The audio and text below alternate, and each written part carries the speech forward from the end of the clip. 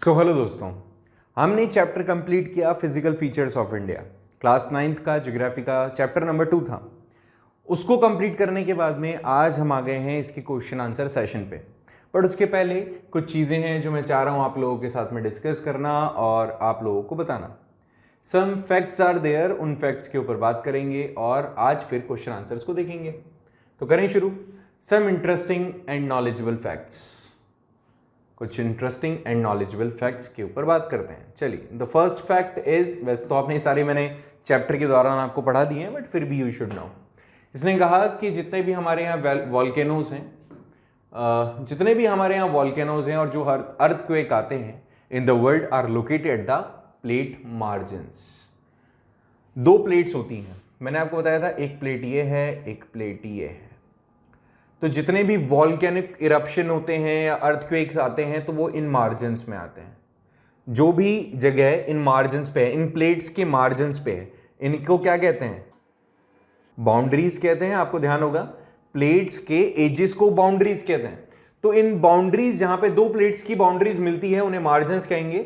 और but some do occur within the plates, और कुछ ऐसे भी होते हैं जो प्लेट्स के अंदर भी होते हैं। ठीक है, सो ये कुछ मतलब प्लेट्स के अंदर, मतलब ऐसे बीच में नहीं, यहां पर इनके ऊपर भी, बट मैक्सिमम तो मोस्टली वॉल्केनो और जो अर्थक्वेक्स आते हैं वो इनके बीच में आते हैं। ठीक है, आगे देखिए, जो गोंडवाना लैंड है is the southern part of ancient supercontinent Pangaea. Pangaea का सदर्न पार्ट कौन सा था? गोंडवाना। आगे चल के with Angara land in the northern part. Pangaea का जो सदर्न पार्ट है उसको तो क्या कहा जाता है? गोंडवाना। और चैप्टर के दौरान मैंने इसको बताया था अंगारा लैंड जो नॉर्थ में होता है, तो ऊपर होता है अंगारा लैंड, नीचे होता है गोंडवाना लैंड। ठीक है, Majuli in the Brahmaputra river is the largest riverine island in the world. मैंने आपको बताया था रिवर्स भी आइलैंड फॉर्म कर सकती है। ऐसा ही एक आइलैंड फॉर्म हुआ है जिसको कहा जाता है माजुली। ये कहां है? ब्रह्मपुत्र रिवर पे है, और ये दुनिया का सबसे बड़ा लार्जेस्ट रिवर लाइन आइलैंड है। ठीक है, जो रिवर के थ्रू बना हुआ है। डोआब के बारे में मैंने आपको पहले ही बताया था। डोआब मतलब दो आब, मतलब जहां पे वाटर बॉडीज मिलती है। दो डोआब, वो ऐसा लैंड आइलैंड या ऐसा ही कोई जमीन जो किससे बना हुआ हो? पानी से या रिवर से। पंजाब वर्ड भी इसी से बना हुआ है। पन मतलब पांच, आब मतलब वाटर।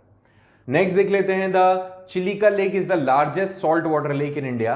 ये कहां है? उड़ीसा स्टेट के अंदर है। साथ ही साथ ये साउथ ऑफ महानंदी डेल्टा के अंदर है। महानंदी जो डेल्टा है उसके साउथ में पड़ती है lake Chilika. India's only active volcano is found on barren land in Andaman and Nicobar group of islands. Andaman and Nicobar जो आइलैंड ग्रुप्स हैं वहां पर एक बैरन लैंड के अंदर हमें एक एक्टिव वॉल्केनो मिलता है। हालांकि it has been a long time जब अब तक उसमें कुछ एक्टिविटी हमें देखने को नहीं मिली है, बट फिर भी हाँ, एक्टिव वॉल्केनोज की जो लिस्ट है उसमें इंडिया के पास भी एक ऐसा एक्टिव वॉल्केनो है। Now we are going to discuss about some questions, you need to follow. ठीक है, मैं क्वेश्चन पढ़ रहा हूं और आपको इनके जवाब देने हैं। ठीक है, तो जस्ट वेट। चलिए, तो करते हैं शुरू। A landmass bounded by the sea on three sides is referred to as। कोई लैंडमास है जो तीन जगहों से वाटर बॉडी से घिरा हो, उसको क्या कहा जाता है? Is it coast, is it island, is it peninsula और गल्फ? तो तुम जानते हो कि, वैसे तो तुम जानते हो कि आंसर भी आप बता ही दोगे मुझे। टाइप कर दो एक बार कमेंट बॉक्स में जिससे मुझे पता चल जाए। Okay, that's right. यहां पर राइट आंसर होगा सी। ठीक है, आइलैंड तो 4 साइड वाला होता है। ठीक है, तो यहां पर क्या है? पेनिनसुला राइट आंसर है। नेक्स्ट देखिए, इसने कहा mountain range in the eastern part of India forming its boundary with Myanmar are collectively called as. इसने कहा है कि जो म्यांमार के साथ अपनी बाउंड्री बनाता है, और कहां पर है? ईस्टर्न पार्ट में है इंडिया का। कौन सा पार्ट है? माउंटेनियस रेंज कौन सी है? क्या वो हिमाचल है, क्या वो उत्तरांचल है, या पूर्वांचल है, या none of the above? Obviously Purvanchal. Eastern, east का मतलब क्या? पूर्व। ऑब्वियसली दिख रहा है हमें, तो सी आंसर होगा हमारा right. Next, the western coastal strip south to the Goa is referred as. इसने बोला कि गोवा के साउथ में वेस्टर्न कोस्टल स्ट्रिप या वेस्टर्न कोस्टल प्लेन का जो पार्ट है उसे क्या कहा जाता है? क्या कोरोमंडल कोस्ट कहा जाता है, कोंकण कोस्ट कहा जाता है, कन्नड़ कोस्ट कहा जाता है, या नॉर्दर्न सर्कल कहा जाता है? ये दोनों तो किसके हैं? ये दोनों तो ईस्टर्न कोस्टल प्लेन्स के हैं। सो ये दोनों राइट आंसर नहीं है। अब इन दोनों में से है, कोंकण गोवा के ऊपर पड़ता है, गोवा के नीचे पड़ता है कन्नड़। तो यहाँ राइट आंसर भी, यहां पर भी क्या है? सी। राइट आंसर यहां पर भी क्या है? सी। आ जाइए नेक्स्ट क्वेश्चन पे। होपफुली आपके आंसर सही जा रहे हैं। इसने पूछा है नेक्स्ट क्वेश्चन में कि southern most tip of Indian union was, गौर कीजिएगा, वॉज,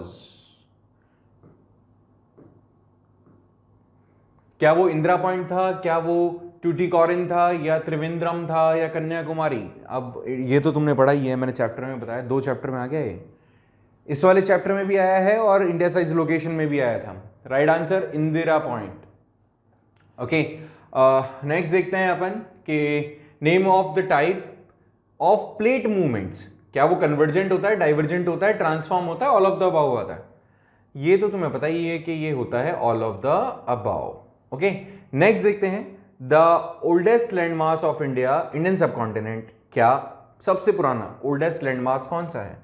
हिमालयाज है, नॉर्दर्न प्लेन्स है, प्लेट्यू है, और आइलैंड ग्रुप है। तो तुम जानते हो, इसका थोड़ा सा आंसर टिपिकल हो सकता था तुम्हारे लिए, लेकिन तुम जानते हो बहुत अच्छे से कि भाई जब यूरेशियन प्लेट से इंडो ऑस्ट्रियन प्लेट टकराई थी तो वहां पे माउंटेन फॉर्म हुए थे, मान लिया हमने, तो माउंटेन तो ज्यादा पुराने नहीं है।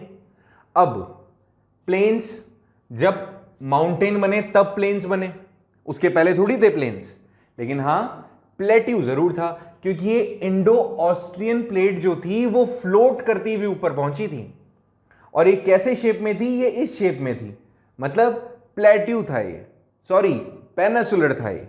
और प्लेट्यू क्या हुआ? मूव करता हुआ, ड्रिफ्ट करता हुआ ऊपर पहुंच गया। तो राइट आंसर यहां पर होगा बेटा जी, C. Next, the average height of Himadri, Himadri की एवरेज हाइट कितनी है?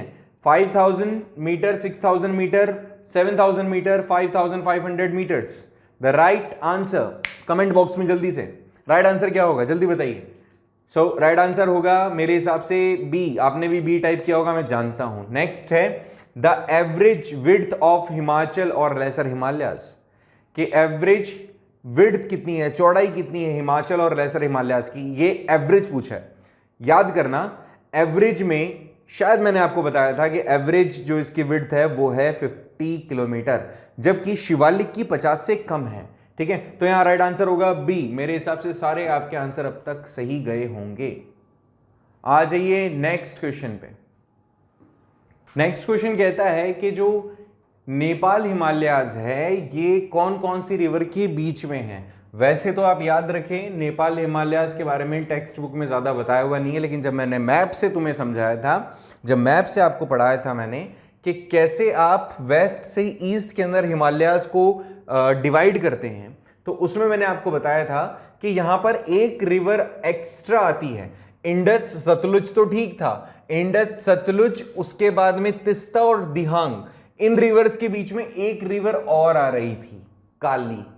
तो याद रखें यहां पर रिवर काली और तिस्ता, ये मैंने आपको मैप में दिखाया था, शायद आपको याद आ रहा हो तो यहां पर ऑप्शन सी जो है वो राइट आंसर होगा कि नेपाल हिमालय जो है वो तिस्ता और काली रिवर के बीच वाला एरिया जो है उसको नेपाल हिमालयास कहा जाता है। नेक्स्ट है the total length of the northern plain. Northern plain की टोटल लेंथ कितनी है? इज इट 2400 किलोमीटर्स और इट इज 3400 किलोमीटर, 4200 किलोमीटर या 5000 किलोमीटर्स? तो ऐसे में आपका राइट आंसर जल्दी सी कमेंट बॉक्स में बता दो फटाफट से, फिर मैं भी लिखूं इसका राइट आंसर क्या होगा। जल्दी राइट आंसर, अगर आपने टाइप किया है ए तो आपका आंसर बिल्कुल सही है, राइट आंसर है आपका ए। आ जाइए नेक्स्ट क्वेश्चंस पे।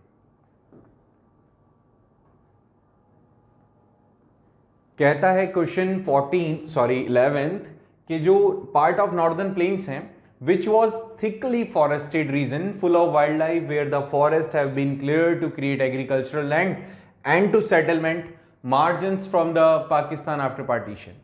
पार्टीशन के बाद में जब पाकिस्तान से लोग माइग्रेट होकर के इंडिया आ रहे थे, उनको सेटअप करने के लिए कौन सी जगह को क्लीन करके कल्टिवेबल लैंड बनाया गया था, सेटलमेंट्स बनाए गए थे। और ऐसा नॉर्दर्न प्लेन्स का पार्ट जो काफी ज्यादा घना बना है, घरा मतलब आप कह सकते हो बहुत सारे फॉरेस्ट है वहां पे, काफी हरे भरे फॉरेस्ट है, काफी अच्छी वाइल्ड लाइफ है। कौन सा वो जगह है, मतलब इनमें से कौन सी चीज कहलाती है? क्या वो भाबर कहलाता है, भांगर कहलाता है, तेराई कहलाती है, कोस्टल प्लेन्स? ये तो कतई नहीं होगा। अब इनमें से भाबर क्या है? भाबर वो बड़े बड़े पत्थर जो हिमालयन रेंज से आके गिर जाते हैं, वो भाबर कहलाता है। Terai would be the right answer. Bhangar क्या था? भांगर मैंने आपको बताया था अलूवियल सॉइल का जहां पे डिपॉजिट होता है, वो था, लेकिन वो तो क्लियर किया ही नहीं, क्योंकि हाईएस्ट वाइल्ड लाइफ तो देखने को यहां मिलती है, क्योंकि बड़े बड़े जंगल भी यही हैं। तो राइट आंसर हमारा होगा बी। नेक्स्ट है एक टेबल लैंड। अच्छा, टेबल लैंड से ही मुझे याद आ गया, मैंने बताया था लास्ट क्लास के अंदर ही आपको, sorry last to previous class, कि टेबल लैंड का दूसरा नाम प्लेटो होता है। तो इसका राइट आंसर तो देखते ही आ जाना चाहिए, पेनिनसुलर प्लेटो। कि जो टेबल लैंड है कंपोज होता है क्रिस्टलाइन से, इग्निशियस से, मेटामॉर्फिक रॉक से। कौन सी जगह है? तो वो पेनिनसुलर प्लेटो है, क्योंकि हिमालयाज भी नहीं है, प्लेन्स भी नहीं है, कोस्टल प्लेन्स भी नहीं है। Next question 13th, the part of the peninsular plateau lying to the north of the Narmada river covering a major area of Malwa plateau. अब इसको क्या कहा जाता है? बहुत सिंपल सी बात, ये है आपका इंडिया का पोर्शन और यहां से बह रही है नर्मदा रिवर। नर्मदा रिवर के ऊपर वाला जो हिस्सा है इसको क्या कहा जाएगा? नीचे वाले हिस्से को क्या कहा जाएगा? प्लेटोस डिवाइड करता है, पेनिनसुलर प्लेटो। ये जो प्लेटो है ये 2 पार्ट्स में डिवाइडेड है, पेनिनसुलर 2 पार्ट्स में डिवाइडेड है, नर्मदा के ऊपर वाला, नर्मदा के नीचे वाला। नर्मदा के ऊपर वाला कहलाता है क्या? नर्मदा के ऊपर वाला तो आ जाता है सेंट्रल हाईलैंड, और इसके नीचे वाले को कहते हैं डेक्कन प्लेटो। तो इसने क्या पूछा है? नॉर्थ वाला पूछा है, तो डेक्कन प्लेटो नहीं होगा, सेंट्रल हाईलैंड है। क्या ऑप्शन में है? सेंट्रल हाईलैंड, बिल्कुल राइट आंसर है। अब देखिए नेक्स्ट क्वेश्चन है, the area where the Himalayas stand today was occupied by the ancient sea. जो आज जहां पर हिमालयाज खड़े हैं वहां पर पहले कौन सा सी हुआ करता था? अब आप याद रखना, मैंने आपको बताया था, सीधा ही आपको बता रहा हूं, टेथिस सी। टेथिस सी आज नहीं है, टेथिस सी नहीं है, उसकी जगह पर हिमालयाज ने ले ली है, लेकिन हिमालयाज जहां आज हैं उसके पहले टेथिस सी हुआ करता था। ठीक है, याद रहेगा। चलिए आगे देखिए फटाफट से। नेक्स्ट क्वेश्चन कहता है, name the island groups of India that is of coral origin. ऐसे कौन से आइलैंड ग्रुप हैं जो कि कोरल से बने हुए हैं? तो तुम जानते हो, मैंने अभी आपको प्रीवियस लेक्चर में बताया था कि जो लक्षद्वीप आइलैंड्स हैं वो कोरल से बने हुए हैं। ठीक है, तो राइट आंसर यहां पर होगा लक्षद्वीप आइलैंड। अब ये सारे मैं ऑप्शन बोलता है कि तुम्हारा टाइम खराब होता, तो दैट वुड बी इजी कि मैं डायरेक्टली आपको बता दूं। नेक्स्ट क्वेश्चन क्या कहता है, देखिए नेक्स्ट इसने कहा the most densely populated physiographic division of India. इनमें से कौन सा वो सबसे ज्यादा डेंसली पॉपुलेटेड एरिया है, जो कि मतलब डेंसली पॉपुलेटेड मतलब जहां पे सबसे ज्यादा लोग रह रहे हैं? कौन सा है? फिजियोग्राफिक मतलब कौन सा डिवीजन है? तो क्या ये पेनिनसुलर प्लेट्यू है, क्या आइलैंड्स हैं, नॉर्दर्न प्लेन्स हैं, या ग्रेट इंडियन डेजर्ट है? अरे भाई आंख बंद करके बोल दोगे तो पता चल जाएगा, northern plains. Next question, river create करती है वेट एंड स्वैम्पी और मार्शी रीजन। कौन सा एरिया होगा जिसमें आपको पानी, दलदली एरिया, मार्शी रीजन देखने को मिलेगा? कौन सा होगा? ऊपर हमने एक क्वेश्चन अभी डिस्कस किया था, तिराई ऑप्शन हो सकता है क्या? नहीं हो सकता। भांगर हो सकता है क्या? अच्छा, तिराई क्यों नहीं हो सकता? ये भी सोचने वाली बात है, तिराई क्यों नहीं हो सकता भाई? तिराई तो हो सकता है, अभी तिराई तो डिस्कस करके आए थे अपन, तो तिराई ही राइट आंसर होगा, क्योंकि भांगर और खादर तो अलूवियल सॉइल वाला था, और भाबर जो था वो बड़े बड़े पत्थरों वाला था, और जहां पर वेटी और मार्शी रीजन होगा वहीं तो पेड़ पौधे ज्यादा उगेंगे, तो Terai is the right answer. Okay, next question है, the only long river of desert region की सबसे बड़ी और केवल एकमात्र रिवर कौन सी है? क्या ये चंबल है, क्या ये लूनी रिवर है, या केन है, या बितवा है? तो तुम्हें पता ही है, राजस्थानी भाषा के अंदर नमक को कहते हैं लूण, और उससे बनने वाली और उससे रिलेटेड नाम वाली जो रिवर है वो कौन सी है? लूनी रिवर। आप जानते ही हो कि लूनी इसका नाम भी किसके कारण पड़ा? इसके सॉल्टी होने के कारण, ठीक है, नेक्स्ट क्वेश्चन पे बात करें, आ जाइए जल्दी से नेक्स्ट क्वेश्चन। भाई बोला गया है यहां पे कि ऐसी कौन सी हिल्स हैं जो हमें नॉर्थ वेस्ट में मिलती हैं। ओहो, नॉर्थ वेस्ट, सेंट्रल हाईलैंड वाली। अच्छा, क्या ये गारो हिल्स हैं, खासी हिल्स हैं, जैंतिया हिल्स हैं? तीनों के बारे में मैंने आपको बताया था, ये कहां मिलती हैं? ईस्टर्न साइड में। जबकि यहां पूछ रहा है western side, north west side, मतलब हमारे इस तरफ।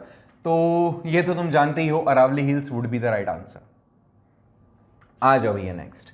न्यू अलुवियम सॉइल क्या कहलाती है? क्या ये भांगर होती है, तिराई होती है, भाबर होती है, खादर होती है? नई वाली कौन सी होती है? नई वाली होती है डी भैया, राइट आंसर होगा डी। सो मेरे हिसाब से तो यहां तक कोई प्रॉब्लम आपको होनी ही नहीं चाहिए। आ जाइए नेक्स्ट के ऊपर। यहां पूछा इसने name of the highest peak in the world. Mount Everest, Kanchenjunga, इसके अलावा मकालू और दाहुलियागिरी। माउंट एवरेस्ट राइट आंसर, इसमें तो कोई दिक्कत है ही नहीं। माउंट एवरेस्ट बचपन से देखते आ रहे हो, सुनते आ रहे हो इसके बारे में। नेक्स्ट क्वेश्चन देखो क्या कहता है। हाईएस्ट पीक पूछ रहा है इंडिया के अंदर, माउंटेनियस पीक। अब भाई मैं टाइम्स पे लगाऊं ज्यादा तो मेरे को लग नहीं रहा है, क्योंकि आपके लेक्चर इंपॉर्टेंट है, ज्यादा टाइम के होने नहीं चाहिए। तो सीधा सा इन सारे नामों को आपने पढ़ा नहीं, कंचनजंगा हाईएस्ट पीक है। नेक्स्ट क्वेश्चन की बात करें, ओल्डेस्ट पार्ट, अभी ऊपर बोलते हुए आए हैं, वापस बार बार वही खींच मारनी है, तो ऐसा थोड़ी होगा। तो भैया यहां पर आ जाएगा पेनिनसुलर प्लेट्यू, अभी ऊपर पढ़ के आए थे अपन। नेक्स्ट इसने पूछा है कि Guru Shikhar is the highest peak of. Guru Shikhar highest peak है इनमें से किसकी? क्या ये अरावली की है, विंध्या की है, सतपुरा की है, या वेस्टर्न हिमालयाज की है? सो गुरु शिखर, अरावली अरावली अरावली याद रहना चाहिए, ठीक है, अरावली। नेक्स्ट पे आ जाओ। नेक्स्ट क्वेश्चन क्या कहता है? एक्टिव वॉल्केनो, अभी बताया भाई, अभी मतलब आज तो नहीं, खैर कल बताया था कि एक्टिव वॉल्केनो कौन सा है। एकमात्र वॉल्केनो है हमारे यहां पे जो एक्टिव है, और वो है अंडमान एंड निकोबार आइलैंड में, ठीक है। पीती था ना, पीती आइलैंड, उस पे। नेक्स्ट क्वेश्चन कहता है कि which of the following is the highest peak in the western Ghats. Western Ghats का हाईएस्ट पीक, दोदा बेटा और अनाईमुदी हमने पढ़ा था ना, दोदा बेटा और अनाईमुदी यही तो थे। तो इसमें से दोनों में से कौन सा बड़ा है? तो मैंने 10 बार तुम्हें बताया, इसको अच्छे से याद कर लेना, एक क्वेश्चन तो आएगा ही आएगा, मैप में तो अश्योरिटी है। इसने बोला कि माउंट एवरेस्ट की हाइट कितनी है सी लेवल से? क्या ये 8,598, 8,598, 8,491, 8,492 या 8,848 है? सो राइट आंसर है 8,848 मीटर्स, 8.8 किलोमीटर्स मैंने आपको लगभग बताया था। नेक्स्ट है कि लैंडस्लाइड सबसे ज्यादा कहां होती है? क्या ये प्लेटो रीजन्स में होती है, क्या अपर हिमालयाज में होती है, लेसर हिमालयाज में होती है, या शिवालिक रेंज में होती है? लैंडस्लाइड्स कहां होगी? लैंडस्लाइड्स होने का आप अगर सबसे ज़्यादा इंसिडेंट्स नोटिस किए जाते हैं तो शिवालिक रेंज में किए जाते हैं, ठीक है। प्लेट्यूज में तो प्रोबेबिलिटी बहुत ही कम है। नॉर्दर्न हिमालयाज में अगर आप चले जाएंगे, अपर हिमालयाज आई मीन टू से, अपर हिमालयाज में आप जाते हैं वहां पर भी चांसेस कम है, लेसर हिमालयाज में जाते हैं वहां पर भी कम है। नेक्स्ट क्वेश्चन कहता है कि लूनी रिवर कहां मिलती है? क्या ये डेजर्ट रीजन में मिलती है, पेनिनसुलर में मिलती है, सेंट्रल हाईलैंड में, मालाबार कोस्ट में? भाई कितनी बार डेजर्ट रीजन में मिलती है, एकमात्र river. Okay, so next question में ये पूछा है कि ट्रिब्यूटरी ऑफ रिवर इंडस कौन सी है? क्या ये व्यास है, रवि है, सतलुज है, यमुना है, झेलम है, चिनाब है, रवि है, घग्गर है? कौन सी रिवर, मतलब कौन सी ट्रिब्यूटरीज हैं? तो ऑप्शन देखते हैं। देखो गलत को पहले कर लेते हैं क्योंकि इसमें चांसेस मिस्टेक के काफी हैं। यमुना रिवर नहीं है और घग्गर रिवर नहीं है, दोनों रिवर्स नहीं है। बाकी सारी रिवर जो हैं वो इंडस रिवर की ट्रिब्यूटरीज हैं। इसमें ऑप्शन एक्चुअली गलत है, तो ये दो तो सरासर गलत हो गए, लेकिन हाँ ये दोनों ऑप्शन सही हैं। तो इसमें क्वेश्चन में प्रिंटिंग मिस्टेक है, इग्नोर कीजिएगा इसको। इस तरह से 30 क्वेश्चन हमने देखे हैं, बाकी क्वेश्चंस आपको खुद से करने हैं। होपफुली आपकी क्वेश्चंस मैक्सिमम जो आपने अटेम्प्ट किए होंगे सही गए होंगे, नहीं गए हैं तो प्रैक्टिस की जरूरत है भैया। वापस से लेक्चर्स देखें, प्रैक्टिस करें और एमसीक्यूज फाइंड करें और एमसीक्यूज सॉल्व करने की कोशिश करें if you want to have good marks in term examination as well as NTSC के लिए प्रिपेयर कर रहे हैं। तो मिलते हैं नेक्स्ट लेक्चर में एक नए चैप्टर के साथ। तब तक के लिए आपको पढ़ना है, पढ़ना है और अच्छे से स्टडी करना है for your examination and NTSC. Thank you so much for joining the class.